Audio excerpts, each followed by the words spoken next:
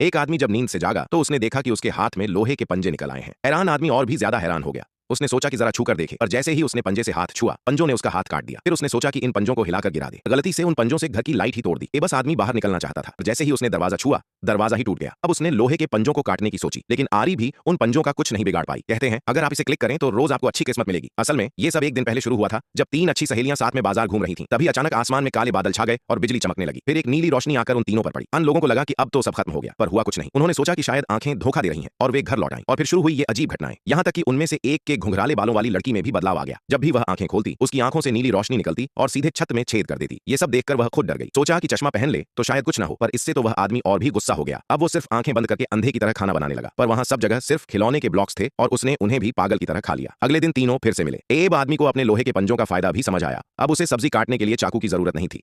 बालों वाली की आंखों की रोशनी ने कच्चे चिकन को सीधे रोस्टेड बना दिया, और गंजा आदमी, वह तो सीधे घुंघराले बालों वाली ने उसे एक ही बार में खा लिया।